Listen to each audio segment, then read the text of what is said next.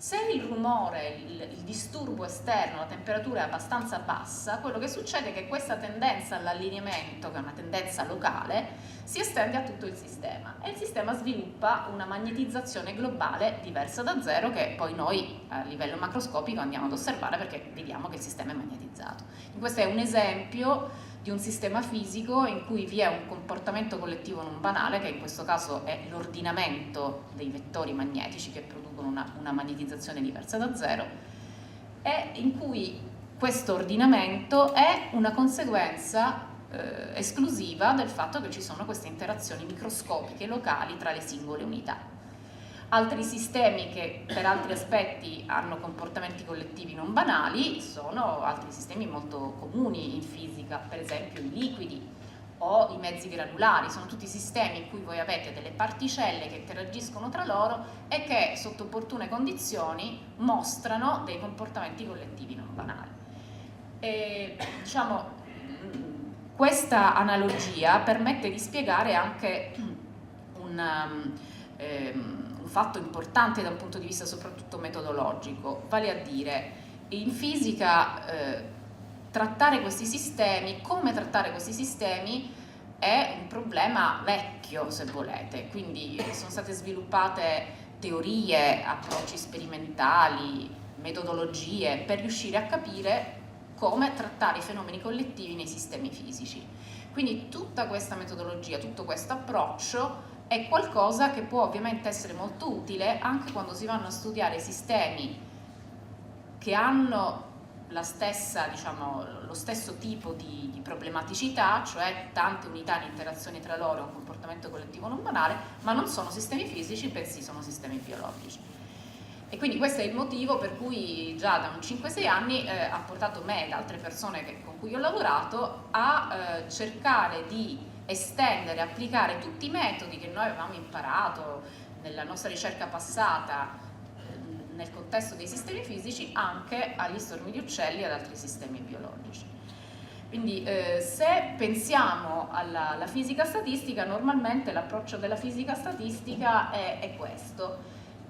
Noi in generale abbiamo ormai una conoscenza abbastanza approfondita di quelle che sono le forze, le interazioni tra particelle o spin, quindi conosciamo le interazioni microscopiche e spesso in fisica il problema non è tanto quello di conoscere le interazioni microscopiche quanto, date le interazioni microscopiche, di sapere fare delle predizioni su come si comportano i corpi macroscopici, che sono quelli con cui abbiamo a che fare quotidianamente. Quindi, se vogliamo, tutto il problema della fisica statistica può essere riassunto in questa frase: date le interazioni microscopiche tra le unità, vogliamo fare delle predizioni su ciò che può essere osservato, che è macroscopico.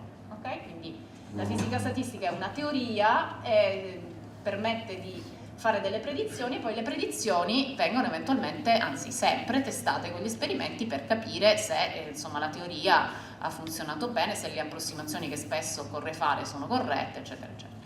Ora, normalmente, diciamo, tutto questo passaggio, come vi dicevo, fornisce il fisico con ormai una certa conoscenza di quello che lega il microscopico e il macroscopico. Quindi noi ormai abbiamo una certa familiarità, una certa idea che se vediamo un certo tipo di fenomeno collettivo macroscopico probabilmente è generato da un certo tipo di interazioni microscopiche, oppure sappiamo quali sono le osservabili, le quantità che dobbiamo andare a guardare per capire meglio qual è questo legame. Però in biologia, e nel caso degli stormi, in realtà si deve procedere al contrario, perché noi non sappiamo come interagiscono gli uccelli. Quindi in realtà quello che anche il fisico statistico deve cercare di affrontare è il problema inverso, cioè si fanno degli esperimenti, si osservano certe quantità sul sistema nel suo complesso e si vuole cercare di andare nell'altra direzione, dalle osservazioni, dalle quantità misurate, cercare di capire qualcosa sulle regole microscopiche. E questo è un po' quello che abbiamo cercato di fare.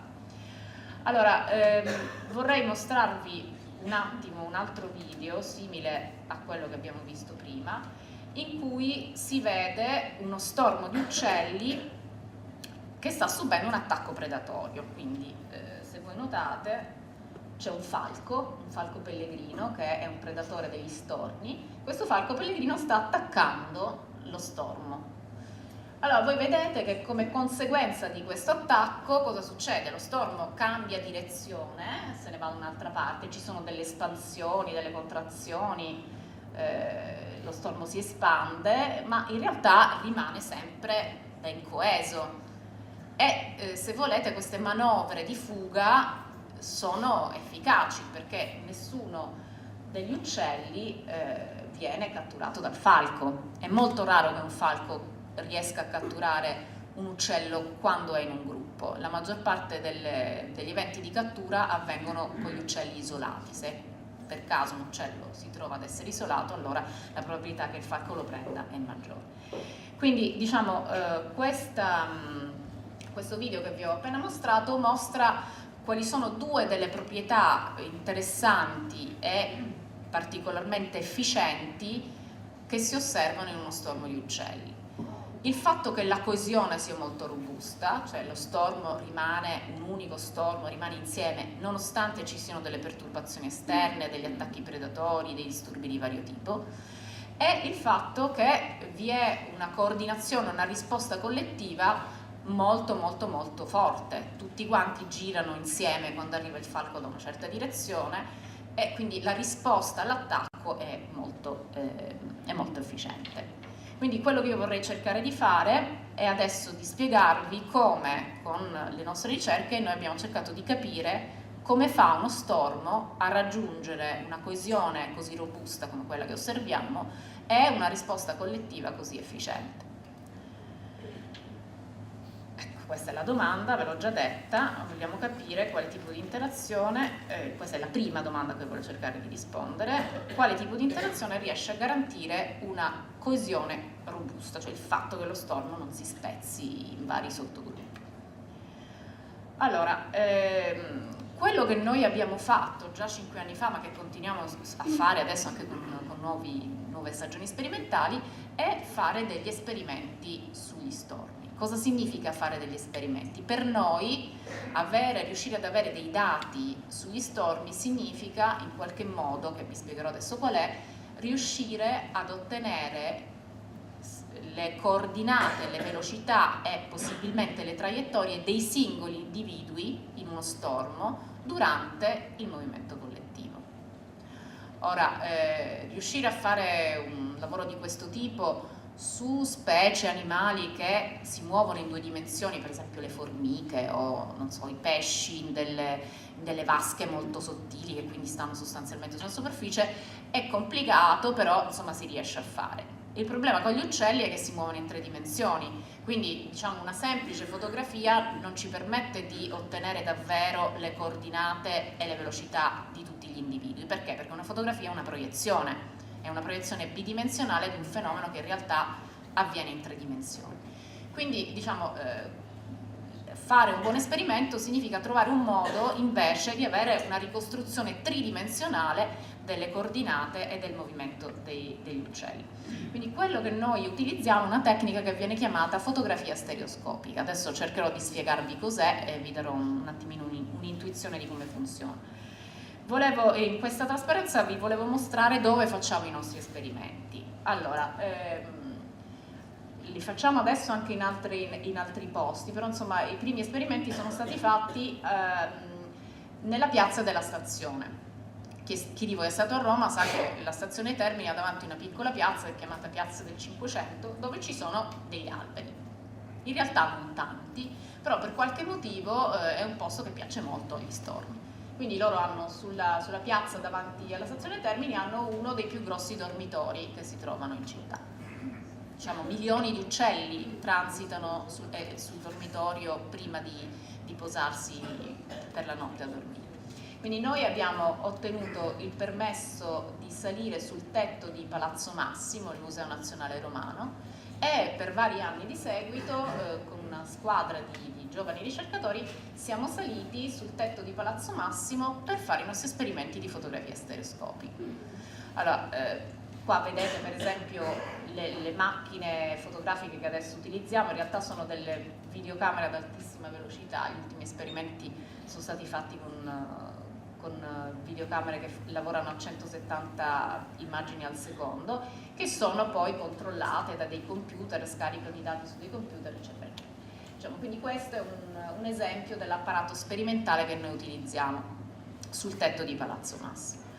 Allora, cos'è la stereometria? Come funziona? L'idea della stereometria in realtà è abbastanza semplice. Immaginate di avere un oggetto, un uccello che vola in 3 dimensioni. Queste sono le 2 macchine fotografiche, macchina B e macchina A. D'accordo? Io voglio cercare di ottenere tutte le coordinate di questo uccello che vola ad una distanza z ignota dal mio punto di osservazione.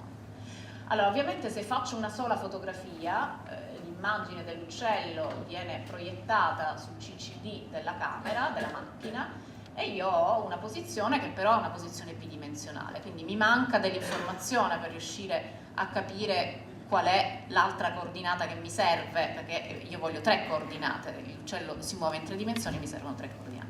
Allora il trucchetto è questo: invece di fare una sola fotografia, ne faccio 2. Quindi faccio 2 fotografie da 2 postazioni diverse, quindi metto una macchina fotografica qui e un'altra macchina fotografica a una distanza d dalla prima. Ora, ovviamente, siccome le macchine fotografiche sono in postazioni diverse, l'immagine dell'uccello sulla prima macchina fotografica e sulla seconda sarà diversa. Vedete, qui la proiezione cade a questa distanza dal centro del CCD, qui la proiezione cade ad una distanza maggiore. Questa differenza della proiezione sulle 2 immagini si chiama shift stereoscopico e vi sono delle formule geometriche che permettono, data questa differenza della posizione dell'uccello e le 2 immagini, di ottenere la distanza z che io non conosco. Quindi l'idea della fotografia stereoscopica è questa: invece di fare una sola fotografia ne faccio 2 o più di 2, ovviamente più ne faccio più informazione ho e riesco a ricostruire la posizione dell'uccello. Ovviamente, diciamo, la geometria di questo apparato sperimentale deve essere scelta in maniera appropriata, tenendo conto delle sorgenti di errore, quando ho un gruppo di uccelli, della distanza tra 2 uccelli, devo avere una risoluzione sufficiente da riuscire a distinguerli bene l'uno dall'altro. Quindi nel nostro caso, facendosi un po' di conti, dobbiamo utilizzare delle postazioni fotografiche che stanno a 25-30 metri l'uno dall'altro, d'accordo? Siamo stati fortunati che il tetto di Palazzo Massimo fosse abbastanza grande da poterci permettere di mettere 2 macchine fotografiche a questa distanza.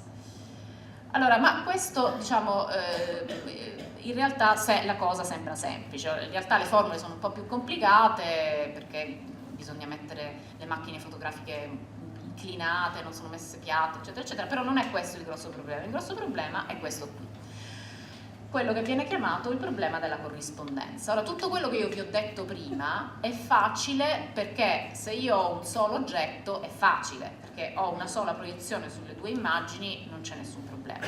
Ma quando voi avete tanti uccelli, prima di poter applicare tutte le formulette di cui io vi ho parlato prima, è necessario prima dire chi è chi.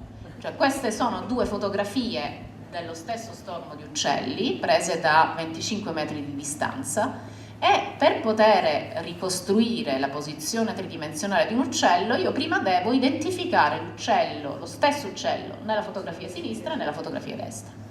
Allora, vedete, in alcuni casi è semplice, lo sappiamo fare anche a occhio. Per esempio è facile capire che questo uccello qui è questo uccello qui, no? Anche in questo caso qui è semplice, questo uccello qui e questo uccello qui. Al bordo questa identificazione è facile, ma quando cominciate ad andare dentro lo stormo diventa molto più complicato. Quindi, per esempio, io adesso posso dirvi che questo uccello qui è questo uccello qui, ma se non ve lo dicessi io, voi probabilmente non sareste in grado di dirlo. Quindi il problema della corrispondenza, che è chiamato in inglese problema del matching stereoscopico, è un problema molto duro, un problema di computer vision molto difficile da risolvere ed è il motivo per cui prima che noi cominciassimo a lavorare in questo settore gli esperimenti che venivano fatti erano in grado di ottenere informazioni, ottenere dati su sistemi di 10-20 uccelli. Invece noi abbiamo sviluppato degli algoritmi molto più potenti, basati un po' anche su tecniche di meccanica statistica, e adesso riusciamo ad ottenere le posizioni e le velocità di stormi anche di 4.000 individui. Quindi, diciamo, abbiamo una statistica molto maggiore, riusciamo a ricostruire il comportamento di sistemi di gruppi molto più grandi.